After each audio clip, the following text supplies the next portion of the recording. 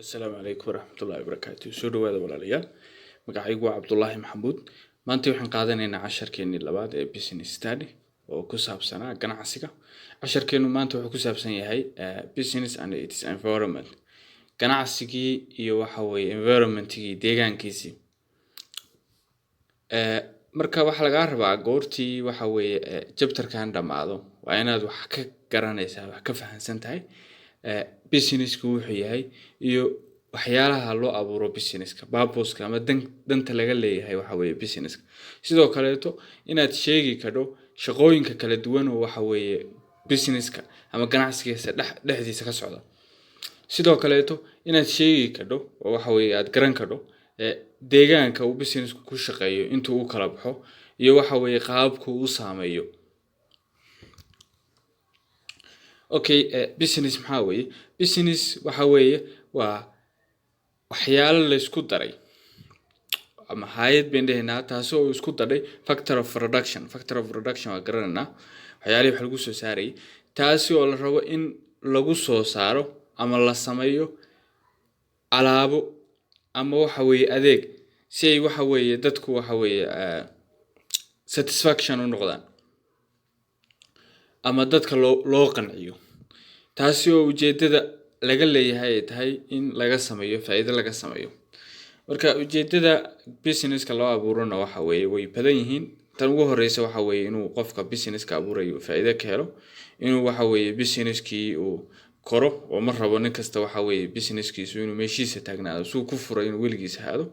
Sidoo kaleeto inuu businesskiisu waxa weeye sii jiro iyo sidoo kaleeto inuu waxa weeye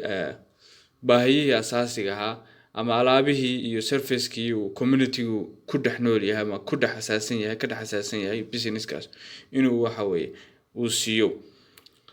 Sidoo kaleeto waxa la sameeyaa businesska activity-ga waxa loo yaqaanaa waa waxyaalaha laga dhex qabto businesska dhexdiisa si loo soo saaro alaabo iyo waxa weeye adeegyo taasi oo loogu talagalay in waxa weeye lagu bahalkayo lagu qanciyo society-ga shacabkii. Yani shacabkii baa waxa weeye dhibaato kale haysata. Ganacsiga lagu sheegayo waxa weeye waa dhibaato aad xalkeedii keentay inaad xalkii macaamiishii u keento, dadkii u keento, society-gu u keento. Kadib waxa weeye ay saa iyaguna satisfaction ku noqdaan ay qanacsanaan meeshii timaado. Okay, business environment-ga goortan ka hadlayno, business environment-gu muxuu yahay? Business environment-gu waxa weeye waa waxyaalaha saameynta ku leh ama xoogagga saameynta ku leh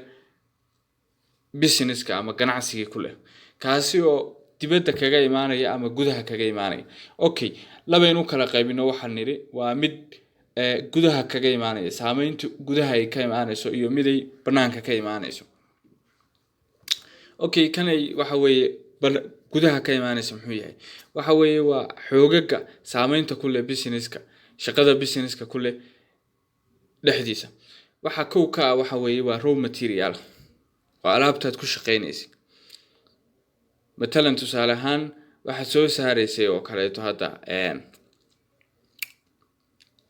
caanaad soo saaraysay. Caanihii waxa dhacday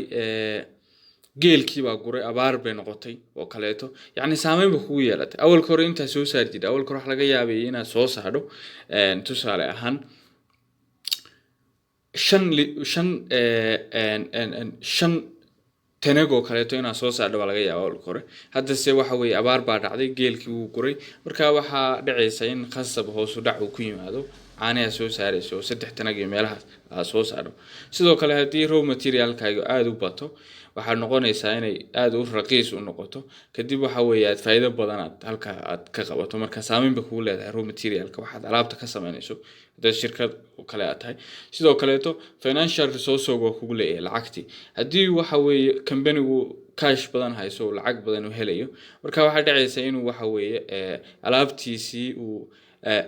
shirkadii oo kaleeto inuu ballaariyo kadibna waxa weeye profit fiican ka helo ama uu high quality ka dhigo waxa weeye uu soo iibsado qalab casri ah uu soo iibsado qalabadaas oo ka saacidaya in alaabtiisi casri noqdaan high quality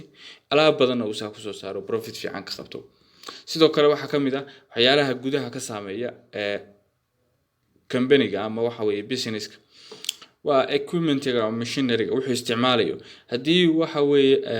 ay casri yihiin machine-ku isticmaalay yaani waxa weeye wax tayo leh oo waxa weeye wax ku oolaba soo saaraya tusaale ahaan beer baa leedahay beerta hadii aad isticmaalayso dad oo kaleeto aad u isticmaalayso iyo goortaad cagaf u isticmaalayso ama aad isticmaalayso rig oo kaleeto aad isticmaalayso rig ama aad tuubooyin yar yar oo waxa weeye biyuhu mar go'aanin mar aad hesho aad isticmaalayso yaani isku bahalkii ma noqonayaan isku wax soo saarkii isku mid noqon maayo yaani wax soo saarka la isticmaalay equipment-ga machine-kan casriga ah baa ka wuxuu badanaya ka quality badanaya kana badanaya kan la isticmaalay dadka la isticmaalay iyo biyaha waxa weeye gooska sidoo kale waxa saameyn ku leh human resource dadkii meesha ka shaqeynayay hadii shaqaalaha weeyihiin shaqaale waxa weeye high qualified oo dad waxa weeye wixii garanaya khibradiina leh waxay soo saarayaan alaab quality-geedu fiican tahay hadii laakiin dadaan waxaan aqoon u lahayn oo xirfadeedii lahayn ee meeshii joogaanin yaani wax fiican soo saari maayaan alaabtii la rabayna meesha soo saari maayaan taasina waxay hoos u dhigaysaa iibsashadii alaabtada la iibsanay maadaama waxa weeye qiime quality-geedu aad u hooseeyo okay waxaan galay external business environment waxyaalaha banaanka waxa weeye ka imaanayo saameynta ku leh waxyaalaha waxa weeye waa xoogaga banaanka kaaga imaanaya oo saameynta ku yeelanaya socodkii waxa weeye business-ka ama ganacsigaaga kaasi oo waxa weeye manager-ku aanu control karin waxyaalaha kale wax laga yaabaa in xoogaa wax laga qaban karo manager-ku kale wax ka qaban karo sida dadka oo kaleeto lacagtii oo kaleeto inuu stakeholder risk oo kaleeto uu u sheego sidoo kaleeto waxyaalo kale oo badan waanu soo sheegnay inuu waxa weeye wax ka qabasho uu ka sameeyo laakiin kuwan waxa weeye banaanka uga imaanayaan awoodu wax saameyn uu ku yeesho waxa weeye waxa hoos oo kaleeto u dhigo kuma laha waxa ka economic dhaqaalihii wadanka hadii yaani inflation dhaco inflation kaas wuxuu sababayaa in price-ka alaabta aad siinaysi uu kor u kaco maadaama uu dhacay waxa weeye lacagtii purchasing power-ka wadanka lacagtii purchasing power-ka ee hoos u dhacday marka saameyn weyn bay ku yeelanaysaa runtii oo waxa weeye in price-ka alaabtaadu uu kaco bay noqonaysaa hadii price-ka alaabtaadu uu kaco horta waxay ka bilaabanaysaa waxa weeye waa lacagtii aan waxba goyn karin lacagtaada aan waxba goyn karin yaani alaabtii khasab waa inaad price-ka wax ku darto hadaa price-ka wax ku darona dadkii waxba iibsamayaan hadii wax la iibsan waayana waxa weeye waa inaad hoos u dhigtaa wax soo saarkaaga maadaama wax badan leeyahay taasuna saameyn bay ku yeelanaysaa sicir bararka sidoo kaleeto physical policy oo laga wada yaani waxa weeye taxation-ki hadii dawladda cashuur badan ka qaado yaani wax saas u badan soo saari mayso oo alaabtaadii qaali bay noqonaysaa sidoo kaleeto kartamayaashii dadkii kula kartamayay hadii waxa weeye business-ka uu si fiican kartanka waxa weeye u weelayo oo waxa weeye markasta waxa weeye uu isku taxalajiyo sidoo waxa weeye u horumarin lahaa alaabtiisa yaani kartanka si fiican u la haysto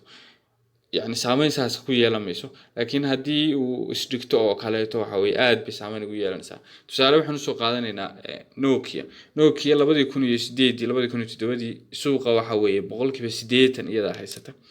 haddana waxa weeye xataa 1% ma haysato yaani maxaa u sababa meeshii waxa soo galay kartamayaal competitors baa soo galay iyadiina waxa weeye ikhtiraacad cusub ma sameeyno waxa weeye ma horumarin alaabteed markasta waxa laga rabaa inaad alaabtaadii waxa weeye aad horumariso si waxa weeye kartankaada si fiican uga qayb qaadato sidoo kale waxyaalaha saameynta kugu leh waxa weeye waa social culture-ki waxyaalaha social culture-ka maxay yihiin waxa tusaale inoo ku kamid ah waxyaalaha ay dadku qiimeeyaan waxyaalaha waxa weeye aaminsan yihiin waxyaalaha waxa weeye caado u leeyihiin iyo qaabkay u nool yihiin oo kale tusaale khamriga waxa weeye waa laga bahalkaya Mareykanka oo kale waa laga iibiyaa halka Soomaaliya oo kale aan laga iibsan karin maxaa jira waxay aaminsan yihiin dadkan muslimiin weeye waxay aaminsan yihiin waxaan xaraan yahay sidoo kale waxyaalaha ay dhaqan u leeyihiin dadku baa jira waxyaalaha dhaqanka u leeyihiin hadday waxay nacib yihiin oo kale tahay saameyn ba ku yeelanaysaa iibsigii alaabtaadu hoos ba u dhacaysaa sidoo kaleeto teknolojiyadii baa waxa weeye saameyn kugu leh haddii teknolojiyada businesska oo teknolojiyadu isticmaalaya ay tahay teknolojiyada casriga runtii waxa weeye markaa waxa noqonaysa waxa weeye alaabtaadii in si fiican loo iibsado haddii laakiin markasta aadan horumarin waxa dhacaysa in dadku ku gudbaanin oo ka bahalkayaanin iskaga wareegaan oo alaabta casriga oo Soomaalidu waxay tiraahdaa waxa weeye wixii cusub yani la jecel yahay yani dadkii waxay kaaga wareegayaan alaabtan cusub oo waxa weeye high quality gaayo la horumariyo markasta waxa laga rabaa inaad waxa weeye diiradda saarno hadii aad technology wax ku soo saarayso kaleeto alaabtaadii waxa weeye horumariso okay labadan su'aalood baa laga rabaa labadan su'aalood waxa weeye businessku waxa weeye wax loo abuuray in profit laga sameeyo marka waxaad sheegtay afar faa'iido oo kaleeto uu leeyahay dhaqaalaha businessku yani faa'iido uu leeyahay wadankaaga oo kaleeto dhaqaalihiisa tusaale ahaan waxa kamid ah in waxa weeye faa'iidooyinka businessku leeyahay inaad business abuurto wadanka businesskiisa shaqo la'aantii uu hoos u dhigaya inay waxa weeye markaa wax noqonaysaa in dadkii wax income badan helaan haddii dadkii income badan helaanina waxa weeye noloshooda fiicnaato sidoo kale dawladda cashuurkeed yani waxyaalo badan baa jira oo waxa laga rabaa waxyaalaha badan inaad taxdo sidoo kale waxa weeye waxaad sameynaysaa inaad business abuurto baa rabtaa waxyaalaha necessary-ga maxay muhiimka ah inaad hesho midna hadda beer baa rabtaa inaad abuurto beerta intaan abuurin maxaa la rabaa inaad hesho runtii waxa weeye waxyaalahan Ingiriiskan haddii aad markasta aad focus ka saarayso inaad Ingiriis xifdiso runtii waxba baramayso waxa laga rabaa inaad wixii fahanto oo wixiina aad ku dabaqdo real life aad ku dabaqdo hadda waxbarashada Soomaaliya kaliya waxa weeye waxa laga shaqeeyaa sidii ardaygu success u noqon lahaa laakiin uu qaabka way ka duwanahay waxaan sameeynaa ardaygiina way challenge gareynayna si wixii uu baranayay wax uga soo celiyo wax uga fahmo marka maanta casharkeeni intaas ku soo gabagabeynaya wassalaamu calaykum waraxmatullaahi wabarakaatuh